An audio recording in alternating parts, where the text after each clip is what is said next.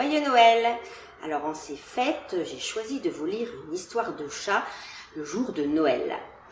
Il s'appelle Le pull de Noël et il est écrit par Cecilia Aikila. Et il est paru aux éditions Cambourakis. La maison du chat Fransson se trouvait en plein cœur de la ville. À cette période de l'année, il ne faisait pas très chaud.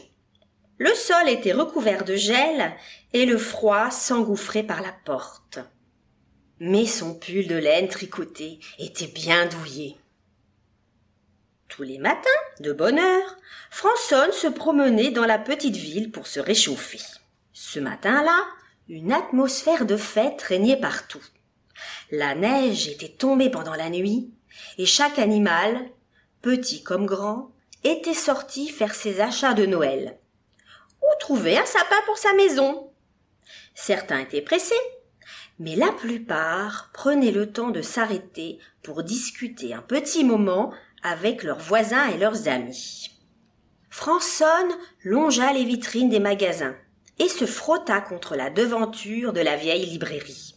Une bonne odeur de bretzel à la cannelle sortait du café de l'ours et, à travers les ruelles, résonnaient les notes claires de la chorale de Noël des souris. « Couic, couic, couic, couic, couic. Excuse-moi, je crois que tu perds quelque chose, cuina la plus petite souris. » Mais Fransson était déjà un peu plus loin et n'entendit pas la voix fluette. Fransson marcha encore et encore.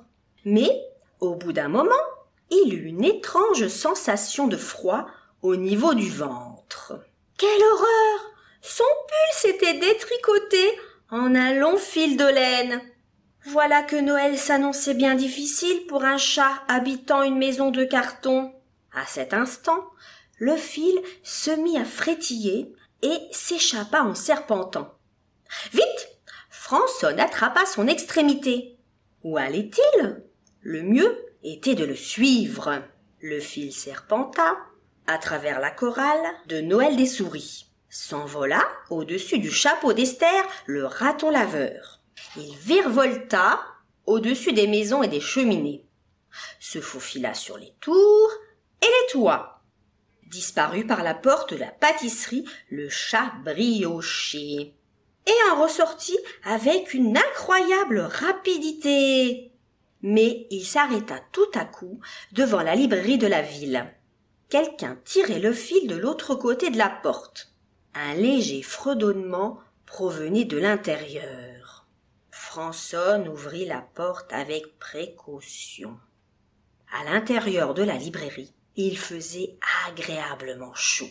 Monsieur Blaireau était assis devant un feu crépitant. Dans ses pattes, il tenait quelque chose de rouge et de laineux. « Ah, très bien! Tu as trouvé le reste du fil, dit monsieur Blaireau. Maintenant, je vais enfin pouvoir terminer mon tricot. D'ailleurs, peut-être voudrais-tu rester pour une tasse de thé ?»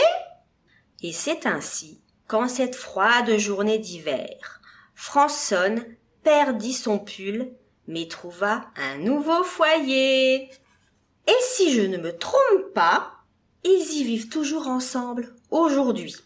Joyeux Noël, Fransson, de la part de Blaireau.